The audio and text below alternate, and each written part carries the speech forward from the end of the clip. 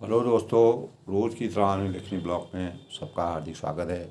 सबके मंगल भविष्य की कामना के साथ प्रेरणादायक विचारों के सौजन्य में दोस्तों आज मैं आपके सामने हम एक आदर्श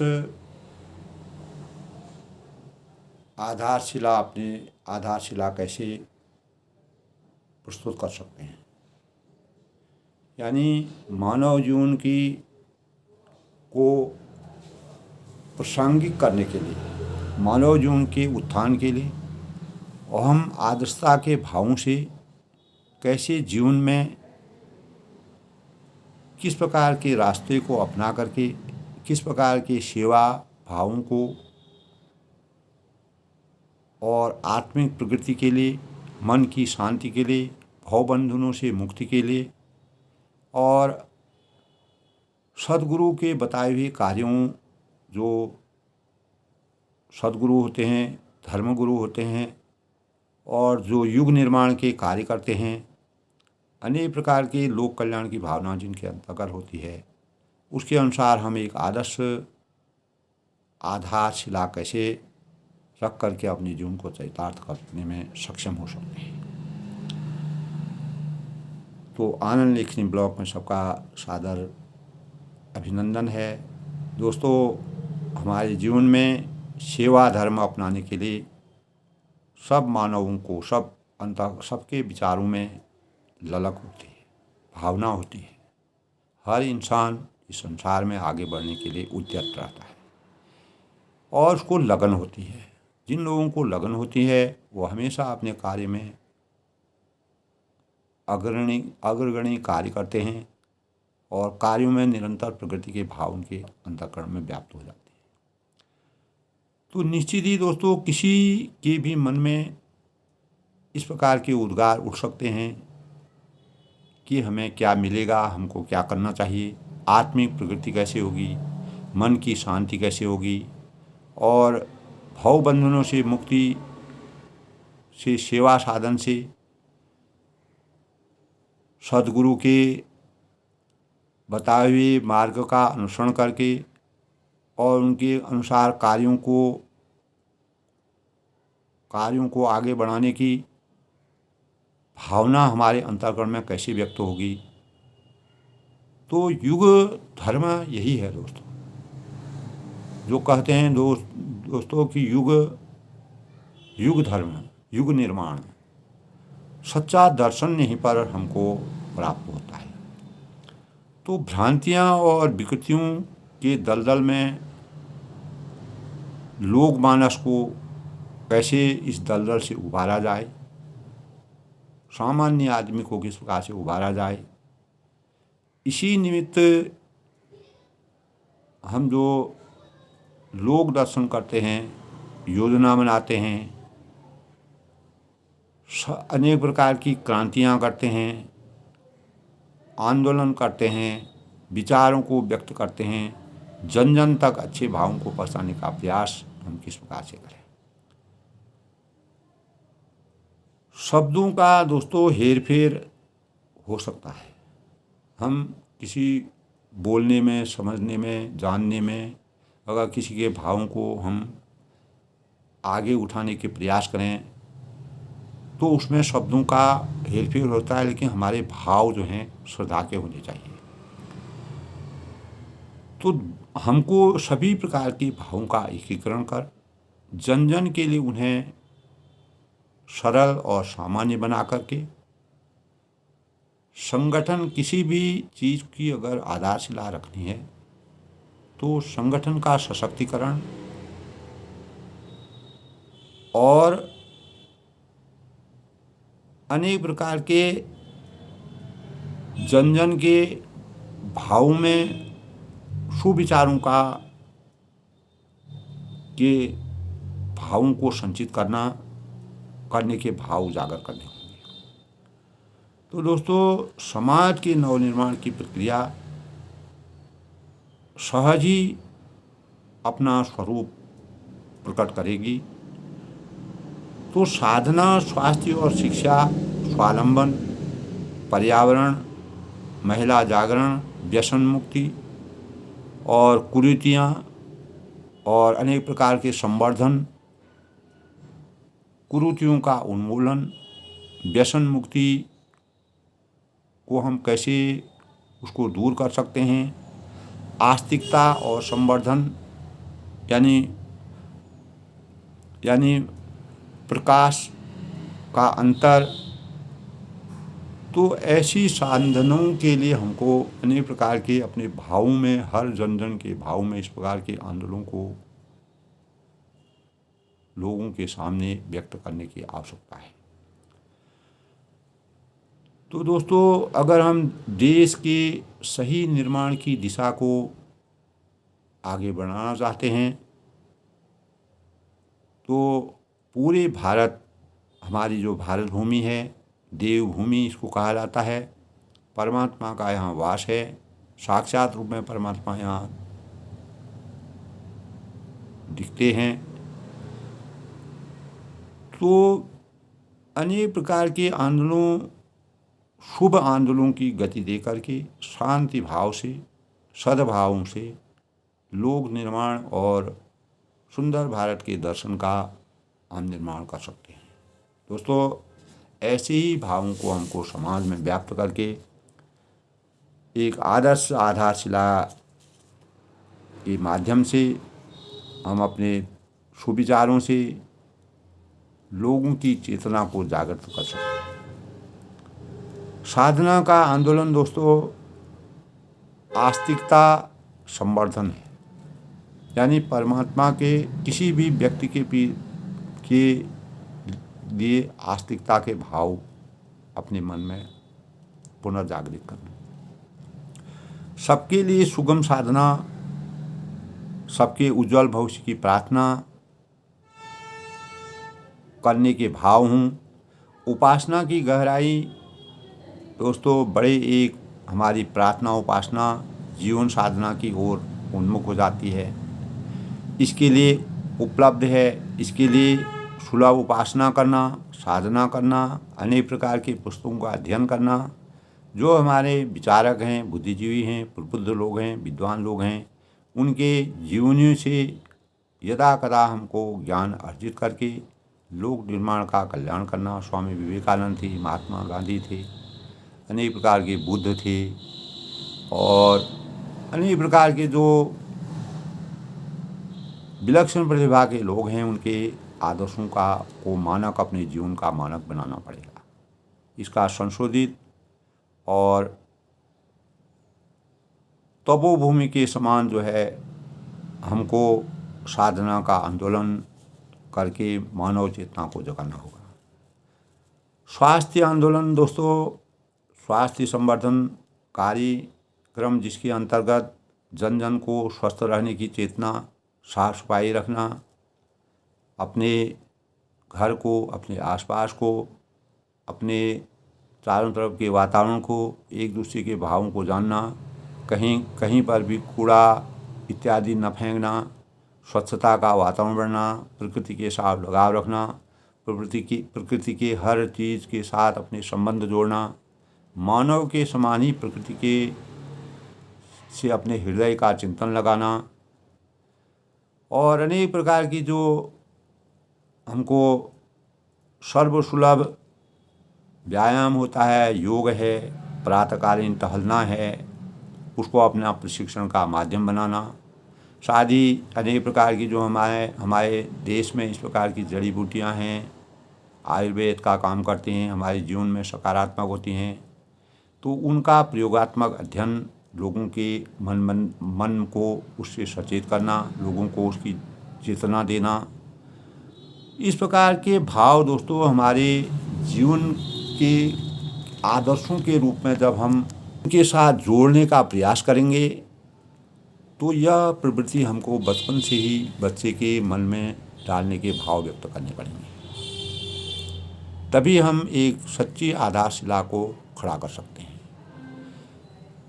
अनेक प्रकार की सुविधाएं, गाँव की योजना के अंतर्गत चिकित्सा के संसाधनों से, अनेक प्रकार की पुस्तकी पुरानी जो हमारी काव्य ग्रंथ हैं, साहित्य है, पुस्तकों का अध्ययन करके मानव ज्ञान को संचार करना।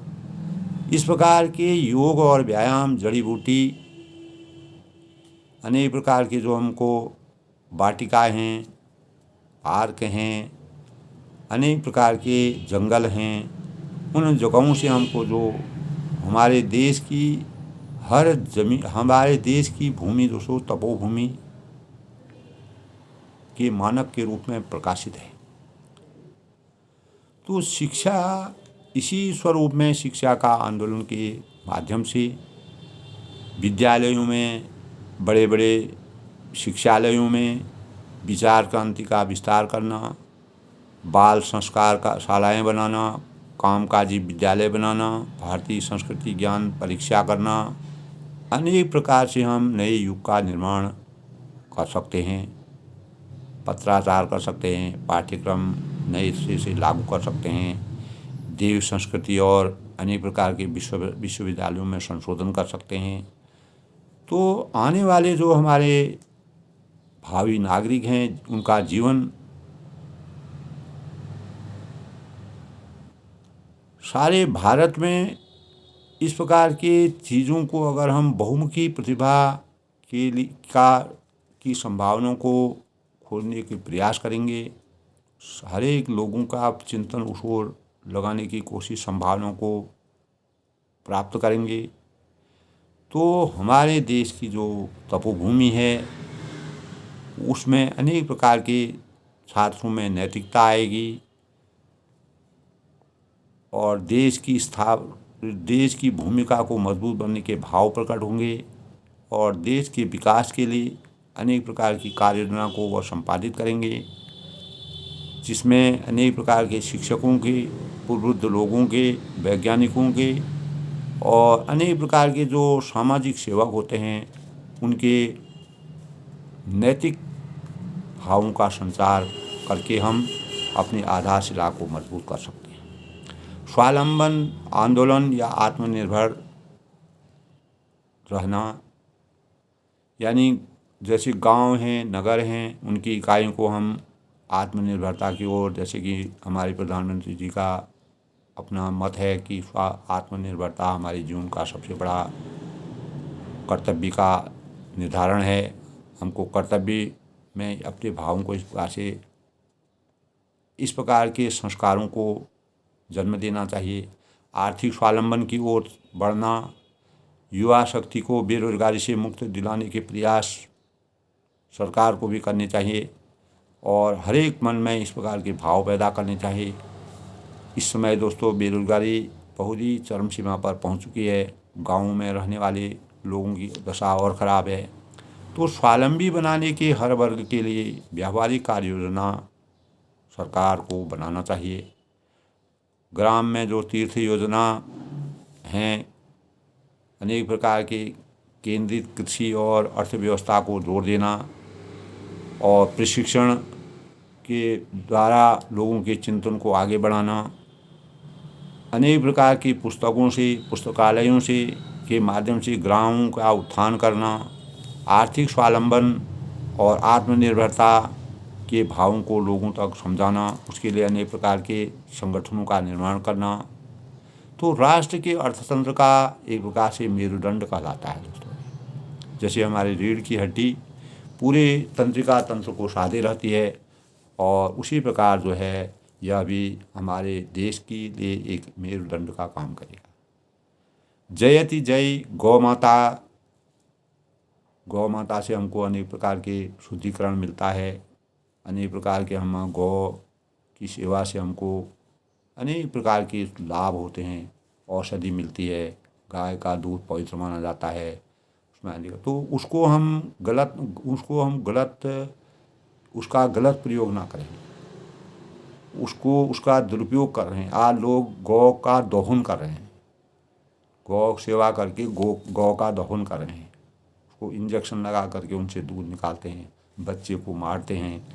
तो ऐसे भावों को हमको अपने समाज से हटाना चाहिए, इस प्रकार का कार्य हमको करना चाहिए। व्यसन मुक्ति और कुरीति, जो हमारे देश में व्यसन भी दोस्तों हमारे समाज के लिए एक अभिशाप के समान है। समाज में छाई हुई जो गलत रीतियाँ हैं, कुरीतियाँ हैं, विवाह के अनेक प्रकार से उन्माद लोगों में आते हैं। लोग दहेज प्रथा है और अभी भी लोगों के मस्तिष्क में दहेज प्रथा का जो भाव है उसको हमेशा के लिए उससे उससे तो हमको हमेशा के लिए त्याग, उसका जो मोह है उसको समाप्त करना पड़ेगा, तिलांजलि देनी पड़ेगी। और प्रवृत्तियों के दुष्परिणाम को समझते हुए हमें उसके खिलाफ आंदोलन, सच्चे भावों से आंदोलन करके लोगों को जागृत करने की आवश्यकता है।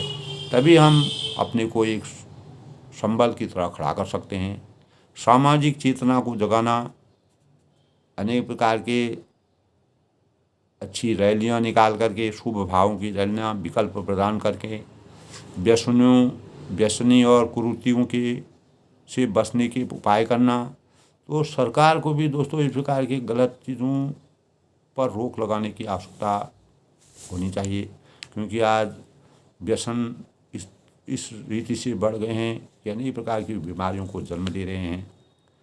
तो छोटी छोटी इस प्रकार की पुस्तकों का चयन करके, कंप्यूटर जो इस समय आ गए हैं, कंप्यूटर में इस प्रकार का ज्ञान से भावी जो हमारी पीढ़ी है उसके अंतःकरण में इस प्रकार के भाव प्रकट करना और इसको अध्ययन का एक विषय बनाना। तो पर्यावरण से भी हम अपने मार्ग को प्रशस्त करते हैं। पर्यावरण के प्रति हम आंदोलन कर सकते हैं। औद्योगिकरण है, प्रदूषण में हानियों के प्रति नव जागृति प्राप्त कर सकते हैं। प्रकृति के प्रकोप से बचने के लिए हरित क्रांति और श्वेत क्रांति, रीति रिवाजों को, पुराने रीति रिवाजों को जड़ से उखाड़ करके नए परिवेश में जिस प्रकार से हम जीवित रह रहे हैं उस परिवेश को संचालित करना। जिस प्रकार के हमारा कचरा निस्तारण है, अनेक प्रकारों के जहाँ पर गंदगी है उसको दूर करना है। बढ़ते हुए जनसंख्या का जो घनत्व हमारे देश में बढ़ रहा है, आगामी जो भविष्य आएगा उसके लिए हमको अपने नागरिकों को किस प्रकार से सतर्क रखना है। तो अनेक प्रकार के जड़ी बूटियों, पौधों और जो आरोग्य पौधे हैं, जो हमारे विचारक हैं, अभी भी जो योग में, साधना में लीन हैं, वो इस प्रकार के कार्यों को बल दे रहे हैं, लेकिन उसका दुरुपयोग नहीं करना चाहिए। और इस विषय में दोस्तों अनेक प्रकार के प्रलोभन लोगों को देना चाहिए, उनको उनके मन में इस प्रकार से जागरण करना चाहिए, चेतना के भाव प्रदर्शित करने चाहिए। तो हम व्यसन मुक्ति कुरीतियों से उन्मूलन पा सकते हैं। पर्यावरण के विरुद्ध आंदोलन करके अपने होने वाले भावी नागरिकों को सचेत कर सकते हैं। और सबसे बड़ी बात है दोस्तों महिला जागरण। तो आज के समय में महिलाओं के आंदोलन के रूप में नारी को अधिकार दिलाने की महती आवश्यकता है। अपना सृजनशील स्वरूप दिखाने के हेतु प्रेरित करना है। स्थान स्थान पर उनको पूर्ण अधिकार देना है। महिला मंडल बनाकर उनके द्वारा शिक्षा, स्वावलंबन, सुरक्षा, संस्कार के चतुर्मुखी कार्यक्रमों को आयोजित करना चाहिए। और इसी धुरी पर मार्गदर्शन करके नारी शक्ति के केंद्रीय व क्षेत्रीय प्रशिक्षण को आयोजित करने की आवश्यकता पर बल देना चाहिए। इस प्रकार इन 7 प्रकार के जो आंदोलन को सक्रिय बनाने के लिए हर परिजन से कहा जा सकता है। संगठन सशक्त तभी होगा दोस्तों जब समाज में अपनी चेतना आएगी। प्रामाणिकता, इन 7 क्रांतियों से कार्य योजना बनाने पर सारे भारत का सुव्यवस्थीकरण हम कर सकते हैं और इससे हम आने वाले जीवन में सुखद भावों का आनंद ले सकते हैं और अपने भावी नागरिकों को वातावरण के प्रति सचेत कर सकते हैं। नारियों को नारी शक्ति के लिए जागृत कर सकते हैं। शिक्षा के आंदोलन में बच्चों के मन में छोटी छोटी पुस्तिकाओं और कंप्यूटर शिक्षा के माध्यम से, मोबाइल के माध्यम से उनके इस प्रकार के हमको ऐप्स बनाने चाहिए जिससे बच्चों का जो बच्चे सही मार्गदर्शन प्राप्त करें। तो हमारे देश के दोस्तों अनेक जगहों पर इस प्रकार के कार्यक्रम सरकार द्वारा चलाए जा रहे हैं, लेकिन फिर भी आवश्यकता के अनुकूल नहीं है। तो महिलाओं में जो ब्रह्मवादिनी बहनों के कार्यक्रम को चलाने का मार्गदर्शन करना चाहिए और उनको सशक्तिकरण, नारी सशक्तिकरण को उजागर करना चाहिए। सेवा में हर जगह नारियों का बराबर योगदान रहना चाहिए, उससे हमारे देश की प्रगति होगी। देश की प्रगति में आज के परिवेश में देखा जाए तो दोस्तों नारियों का बहुत बड़ा योगदान है। आज हमारे देश में हर क्षेत्र में नारी ने अपना जिस प्रकार से अस्तित्व स्थापित किया है, उसके भावों को और बढ़ाने की आवश्यकता है। एक तरफ जहां हमारी नारी जो है बहुत ऊंचे पायदान पर खड़ी हैं, एक तरफ बिल्कुल ज़मीन पर सबसे नीचे पायदान बनी है। उनके स्तर को भी ऊंचा करने के लिए हमको अनेक प्रकार के अच्छे भावों से आंदोलन करके उनकी चेतना को जागृत करना चाहिए। तो दोस्तों इस प्रकार के संगठन में हम प्रत्येक वर्ष में जो है अलग अलग चीज़ों का जिस प्रकार से हर वर्ष को बनाते हैं, उसी प्रकार हमको अपने को कैसे मजबूत करना है, कैसे हमको उपलब्धि प्राप्त करनी है और अनेक प्रकार के इस प्रकार के अपना मन बना करके और लोगों में चेतना प्राप्त करके सक्रिय रह करके और प्रत्येक मानव को उसमें जोड़ करके शिक्षक है, चिकित्सक है और अधिकारी जो भी जिस स्तर के हों उनका योगदान वांछनीय रहना चाहिए। और आने वाले भविष्य में अनेक विभूतियाँ जो हैं हमारे देश के लिए सशक्त काम कर सकती हैं, देश की उन्नति के लिए बहुत ही अच्छा योगदान दे सकते हैं और अनेक प्रकार के सिस्टम कार्यों को करने से देश के विकास के लिए, उन्नति के लिए हर चीज़ का सदुपयोग करके, हर चीज़ की वास्तविकता को समझ करके एक तपोभूमि के रूप में भारत भूमि का निर्माण करने की भाव हमारे अंतर्गत होना चाहिए। तो इस प्रकार से अनेक प्रकार के शपथ समारोह, संकल्प विधि से भी हम अनेक लोगों में सक्रियता पैदा कर सकते हैं, उनके भावों को बदल सकते हैं, चिंतन को बदल सकते हैं, देशभक्ति के भावों को जागृत कर सकते हैं। तो इससे दोस्तों अनेक प्रकार के मिशनरियों के माध्यम से हम अपने देश की सक्रियता को बढ़ा सकते हैं। यही है दोस्तों प्राणवान सक्रियता। जब हमारे देश के प्रत्येक मानव के जन जन तक इस प्रकार के भाव आएंगे तो हम अपनी साधना में खरे निखरेंगे और हमारे जीवन में मंगल कामनाओं का तो हम जो है एक आदर्श आधार अपने देश का रख सकते हैं। प्रत्येक मानव को संकल्पित होना पड़ेगा। प्रत्येक मानव में अनेक प्रकार के सेवा धर्म अपनाने के लिए जो ललक होती है, जो लगन होती है, जो प्रयास होते हैं, वह उनकी भ्रांतियों और विकृतियों का हमेशा के लिए अंत कर देंगे। तो निश्चित ही दोस्तों किसी के मन में इस प्रकार के भाव आ सकते हैं। अगर प्रत्येक मानव के देश के हर एक नागरिक की कर्तव्य में देश हित की भावना होंगी, देश को आगे बढ़ाने की भावना होगी, तो पहले वह अपने जीवन को कृतार्थ करेंगे। अपने जीवन को सफलता की सीढ़ी तक ले जाने के लिए अनेक प्रकार के कदम उठाएंगे। उसी से हम जन भावनाओं के माध्यम से अपने सौजन्य से देश की उन्नति करके आदर्श आधार देश का रख सकते हैं। आनंद लेखनी ब्लॉग में सबका हार्दिक स्वागत है। आज मैंने अपने प्रेरणादायक विचारों से हम एक आदर्श आधार कैसे स्थापित कर सकते हैं, चाहे वह राजनीतिक स्तर पर हो, आर्थिक स्तर पर हो, धार्मिक स्तर पर हो और आध्यात्मिक स्तर पर हो और वैचारिक स्तर पर हो।